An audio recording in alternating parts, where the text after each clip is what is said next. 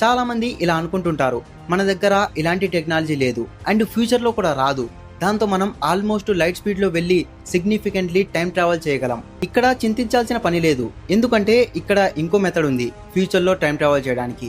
దానిని Albert Einstein చెప్పాడు, అదే టైం డైలేషన్. అది గ్రావిటేషనల్ ఫోర్స్ మీద వర్క్ అవుతుంది. ఎలాగైతే స్పీడ్లో టైం డైలేషన్ అవుతుందో అలానే గ్రావిటేషనల్ ఫోర్స్ వల్ల కూడా టైం డైలేషన్ అవుతుంది. ఎక్కడైతే ఎక్కువ గ్రావిటీ ఉంటుందో అక్కడ అంత టైం డైలేషన్ జరుగుతుంది. గ్రావిటేషనల్ ఫోర్స్ వల్ల జరిగే టైం డైలేషన్ ని విజువలైజేషన్ ఎలా చేయాలంటే, దీనికి ఐన్స్టీన్ ఏం చెప్పాడంటే, ఒక స్పేస్ టైం ఫ్యాబ్రిక్ ని ఇమాజిన్ చేసుకోండి. ఇక్కడ ఇమేజ్ లో చూపించిన విధంగా దీని మీద బాల్స్ ని ప్లేస్ చేయండి. దీనిని మీరు ప్లానెటరీ ఆబ్జెక్ట్స్ అనుకోండి. ఎంత వెయిట్ ఉంటే అంత ఈ మెష్ ఫోల్డ్ అవుతుంది. ఎంతైతే మాస్ ఉంటుందో అంత గ్రావిటేషనల్ ఫోర్స్ దాని మీద ఉంటుంది. ఫర్ ఎగ్జాంపుల్ కి ఎర్త్ యొక్క గ్రావిటేషనల్ ఫోర్స్ వచ్చేసి 9.8 మీటర్ పర్ సెకండ్ స్క్వేర్ ఉంది. జూపిటర్ యొక్క గ్రావిటేషనల్ ఫోర్స్ ఎర్త్ కన్నా ఎక్కువగా ఉంది. సన్ యొక్క గ్రావిటేషనల్ ఫోర్స్ జూపిటర్ కన్నా ఎక్కువగా ఉంది. స్పేస్ టైం ఫ్యాబ్రిక్ లో గ్రావిటేషనల్ ఫోర్స్ వల్ల కర్వ్ క్రియేట్ అవుతుంది. ఎంతైతే గ్రావిటేషనల్ ఫోర్స్ ఉంటుందో అంత టైం స్లో డౌన్ అవుతుంది. ఫర్ ఎగ్జాంపుల్ కి మీరు టైం ట్రావెల్ చేయాలనుకుంటే ఎర్త్ కన్నా గ్రావిటేషనల్ ఫోర్స్ ఎక్కువగా ఉన్న ప్లానెట్ దగ్గరికి వెళ్తే మీకు టైం అంత స్లో అవుతుంది. సో మీరు పాస్ట్ లోకి టైం ట్రావెల్ చేయొచ్చు. ఒకవేళ మీరు బ్లాక్ హోల్ దగ్గర ఉంటే మీకు టైం ఇంకా చాలా స్లో అవుతుంది. ఇదే విషయాన్ని ఇంటర్స్టెల్లార్ మూవీలో కూడా చూపించారు.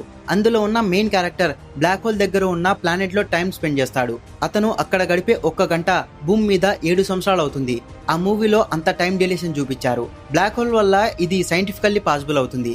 అసలు బ్లాక్ హోల్ దగ్గర ఒక మనిషి బతకగలడా అనేదే ఇక్కడ మెయిన్ క్వశ్చన్. బ్లాక్ హోల్ ఎలాంటి ఆబ్జెక్ట్ అంటే, ఇది యూనివర్స్ లోనే మోస్ట్ హెవియెస్ట్ ఆబ్జెక్ట్ అండ్ ఇది లైట్ ని కూడా తన వైపుకు లాగేస్తుంది. ఇది ఇప్పటి వరకు థియరాటికల్ గానే ఉండేది, కానీ కొన్ని సంవత్సరాల క్రితం ఒక టెలిస్కోప్ దీన్ని ఫోటో తీసి ప్రూవ్ చేసింది. 10th April 2019 లో ఈవెంట్ హారిజన్ అనే టెలిస్కోప్ దీన్ని ఫోటో తీసింది. ఇది అప్పట్లో ఇంటర్నెట్ లో బాగా వైరల్ అయింది కూడా. బ్లాక్ హోల్ ని తీసిన ఫస్ట్ ఫోటో ఇదే. ఇక టైం ట్రావెల్ గురించి మాట్లాడుకుంటే, ఇప్పటికే నేను 2 పద్ధతులు చెప్పాను టైం ట్రావెల్ గురించి. ఒకటి స్పీడ్ తో ట్రావెల్ చేయడం, రెండోది గ్రావిటేషనల్ ఫోర్స్ ఎక్కువగా ఉన్న ఆబ్జెక్ట్ దగ్గర ఉండటం. దీనికి సంబంధించిన ఒక రియల్ టైం ఎగ్జాంపుల్ ని కూడా చెప్తాను చూడండి. మన భూమి చుట్టూ శాటిలైట్స్ ఉన్నాయి కదా, అవి భూమి చుట్టూ చాలా స్పీడ్ గా తిరుగుతుంటాయి. ఎర్త్ గ్రావిటీ నుంచి కొంచెం దూరంలో కూడా ఉంటాయి.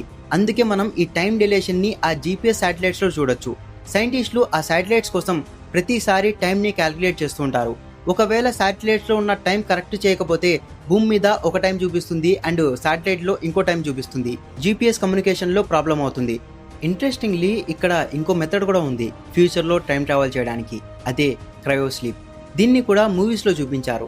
లైక్ ప్యాసింజర్ అనే హాలీవుడ్ మూవీలో చూపించారు. ఇందులో కొంతమంది స్పేస్ షిప్ లో వేరే గ్రహానికి వెళ్తుంటారు. ఆ స్పేస్ షిప్ లో అందరూ క్రయో స్లీప్ లో ఉంటారు, అంటే ఫ్రీజ్ అయిపోయి ఉంటారు. మళ్ళీ కొన్ని వందల సంవత్సరాల తర్వాత వాళ్ళు అనుకున్న గ్రహానికి రీచ్ అయినప్పుడు వీళ్ళు ఆటోమేటిక్ గా నిద్రలేస్తారు. కానీ వీళ్ళ ఏజ్ మాత్రం అలానే ఫ్రీజ్ అయిపోయి ఉంటుంది. యాక్చువల్లీ ఇది సైన్స్ ఫిక్షన్, బట్ నాసా రియలిస్టికల్లీ ఒక స్టాటిస్ ఛాంబర్ ని డెవలప్ చేసే పనిలో ఉంది. అందులో ఆస్ట్రోనట్స్ ని ఒక మైల్డ్ హైపోథెర్మియా స్టేట్ లో ఉంచేస్తారు. ఆ కోల్డ్ అట్మాస్ఫియర్ లో ఆస్ట్రోనట్స్ కంటిన్యూస్ గా 2 వారాల పాటు నిద్రపోతారు. దీనినే హైబర్నేషన్ అని అంటారు. ఈ కాన్సెప్ట్ ఏంటంటే, ఏదైనా బాడీ లోయెస్ట్ టెంపరేచర్ లో ఉంచినప్పుడు ఆ బాడీలో జరిగే కెమికల్ రియాక్షన్స్ స్లో డౌన్ అయిపోతాయి. సో దీంతో ఎనర్జీ కన్జర్వేషన్ కూడా తగ్గుతుంది అండ్ ఏజింగ్ కూడా స్లో డౌన్ అవుతుంది. జపాన్ లో ఇలాంటి ఇన్సిడెంట్ ఒకటి జరిగింది. ఒక ఇంజ్యూర్డ్ వ్యక్తి ఏమి తినకుండా ఏం తాగకుండా 24 గంటల పాటు ఉన్నాడు. ఆ టైంలో అతని బాడీ హైబర్నేషన్ స్టేట్ లోకి వెళ్ళిపోయింది. అతని బాడీ టెంపరేచర్ కేవలం 22 డిగ్రీ సెల్సియస్ ఉంది. ఒక వ్యక్తి బాడీ టెంపరేచర్ ఎక్కువసేపు ఇంత తక్కువ టెంపరేచర్ లో ఉంటే అతను చనిపోతాడు. లక్కీలీ ఇతను ప్రాణంతో బయటపడ్డాడు అండ్ ఇతను కంప్లీట్ గా రికవరీ అయిపోయాడు కూడా. మెడికల్ రిపోర్ట్స్ లో ఏం తెలిసిందంటే, ఇతని బాడీ ఆర్గాన్స్ కి ఎటువంటి పర్మనెంట్ డ్యామేజ్ జరగలేదు, కానీ ఇతని బాడీ ఆర్గాన్స్ మాత్రం స్లో డౌన్ అయిపోయాయి. క్రయో స్లీప్ ఇది ప్రాక్టికల్లీ పాసిబుల్ అయ్యే టెక్నాలజీ. ఫ్యూచర్ లో కూడా ఇది ఖచ్చితంగా వస్తుంది. ఇప్పటి వరకు మీరు ఒకటి నోటీస్ చేసి ఉంటే, ఇప్పటి వరకు నేను చెప్పిన మెథడ్స్ అన్ని time travel into the future. మరి పాస్ట్ గురించి మాట్లాడుకుంటే, పాస్ట్ లోకి మనం టైం ట్రావెల్ అయితే చేయలేం, కానీ పాస్ట్ ని మనం చూడొచ్చు. అది ఎలా అంటే, లైట్ ఒక పాయింట్ నుంచి ఇంకో పాయింట్ కి ట్రావెల్ చేస్తుంది. యాక్చువల్లీ లైట్ చాలా స్పీడ్ గా ట్రావెల్ చేస్తుంది. బట్ మనం ఈ యూనివర్స్ లైట్ ఇయర్ డిస్టెన్స్ లో మాట్లాడితే, లైట్ ఒక పాయింట్ నుంచి ఇంకో పాయింట్ కి వెళ్ళడానికి చాలా టైం పడుతుంది.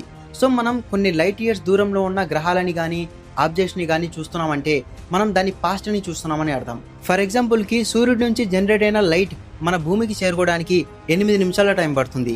సో మనం 8 నిమిషాల క్రితం ఉన్న సూర్యుడిని చూస్తున్నామని అర్థం. ఈ విధంగా మనం పాస్ట్ ని చూడగలం.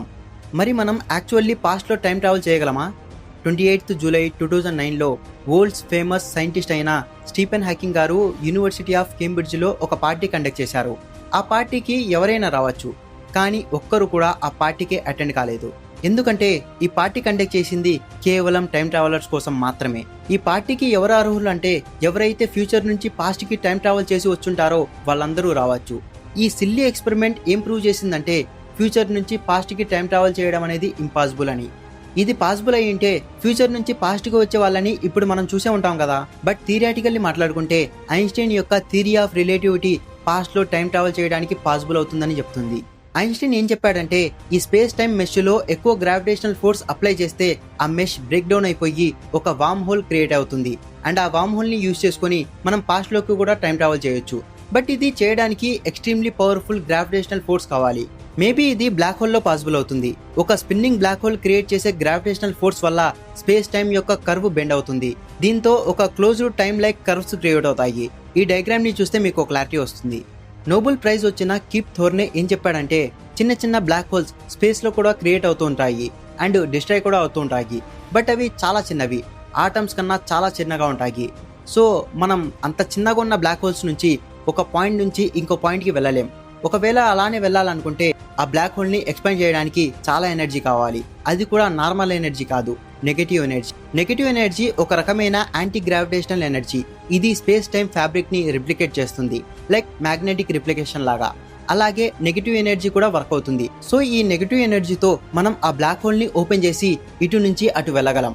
ఇదంతా థియరిటికల్ మాత్రమే. ఒకవేళ పాస్ట్ లో టైం ట్రావెల్ చేయడం పాసిబుల్ అయితే చాలా ప్రాబ్లమ్స్ వస్తాయి, చాలా అబ్స్టాకిల్స్ వస్తాయి, లైక్ పారాడాక్స్. ఫర్ ఎగ్జాంపుల్ కి grand father paradox. Just imagine చేసుకోండి, మీరు టైం మిషన్ తో టైం ట్రావెల్ చేసి పాస్ట్ లోకి వెళ్ళారనుకుందాం. మీరు మీ తాతని షూట్ చేసి చంపేశారనుకుందాం. ఇప్పుడు ఇక్కడ మీ తాత చనిపోయినప్పుడు మీరు ఎలా పుడతారు?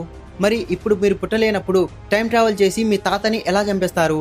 దీనికి ఎలాంటి ఎక్స్ప్లెనేషన్ కూడా లేదు. ఇది ఒక పారాడాక్స్. బట్ దీనిని అర్థం చేసుకోవడానికి కూడా కొన్ని థీరీస్ ఉన్నాయి, like the theory of multiverse. ఈ థియరీ ఏం చెప్తుందంటే ఇప్పటి వరకు ఏదైతే జరిగిందో అది ఒక యూనివర్స్. మీరు టైంలో వెనక్కి వెళ్ళి ఏదైనా ఇన్సిడెంట్ మార్చినప్పుడు అక్కడి నుంచి కొత్త యూనివర్స్ స్టార్ట్ అవుతుంది. మీరు మార్చిన ప్రతిసారి ఇంకో కొత్త యూనివర్స్ ఉంటుంది. ఇక్కడ వేరు వేరు యూనివర్సెస్ ఉన్నాయి, అందుకే వేరు వేరు ఇన్సిడెన్సెస్ జరుగుతున్నాయి. ఇదే విధంగా ఇంకో పారాడాక్స్ ఉంది, అదే ప్రీ డెస్టినేషన్ పారాడాక్స్. ఈ పారాడాక్స్ ఏం చెప్తుందంటే పాస్ట్ లోకి వెళ్ళి ఏమైనా మార్చినా కూడా డెస్టినీలో ఏముంటే అదే జరుగుతుంది. ఫర్ ఎగ్జాంపుల్ కి మీ ఫ్రెండ్ యాక్సిడెంట్ లో చనిపోయాడు అనుకుందాం. అప్పుడు మీరు మీ ఫ్రెండ్ని కాపాడడానికి టైం ట్రావెల్ చేసి పాస్ట్ లోకి వెళ్ళి ఆ యాక్సిడెంట్ ని ఆపడానికి ట్రై చేస్తే మీ ఫ్రెండ్ మీ వల్లే యాక్సిడెంట్ అయి చనిపోతాడు. ఇదే కాన్సెప్ట్ ని శర్వానంద్ నటించిన ఒకే ఒక జీవితం అనే మూవీలో కూడా చూపించారు. ఓవరాల్ గా చూసుకుంటే పాస్ట్ లో టైం ట్రావెల్ చేయడానికి చాలా ప్రాబ్లమ్స్ వస్తాయి, పారాడాక్సెస్ వస్తాయి. సో ఇప్పటి వరకు పాసిబుల్ కాకపోవచ్చు, బట్ ఇవాళ రోజున ఫ్యూచర్ లో టైం ట్రావెల్ చేయడం పాసిబుల్ అవుతుంది. రానున్న రోజుల్లో ఇది ఇంకా అడ్వాన్స్డ్ గా మారుతుంది. పాస్ట్ ని కూడా చూడడం ఇవాళ పాసిబుల్ అవుతుంది. ఇంటర్స్టెల్లార్ మూవీలో చూపించిన విధంగా ఫ్యూచర్ లో టైం ట్రావెల్ చేయడం సైంటిఫికల్లీ పాసిబుల్ అవుతుంది. ఇక స్టార్టింగ్ లో ఆండ్రూ కల్సన్ అనే టైం ట్రావెలర్ గురించి మాట్లాడితే ఇది యాక్చువల్లీ ఒక స్టోరీ. వీక్లీ వరల్డ్స్ న్యూస్ అనే న్యూస్ పేపర్ లో పబ్లిష్ అయింది. తర్వాత దీనిని యాహూ న్యూస్ ప్రింట్ చేసింది. ఇక చాలా న్యూస్ కంపెనీస్ కూడా దీనిని పబ్లిష్ చేశాయి. ఇప్పటికీ కూడా చాలా మంది ఈ న్యూస్ నే సోషల్ మీడియాలో సర్క్యులేట్ చేస్తున్నారు అండ్ చాలా మంది నమ్ముతున్నారు కూడా.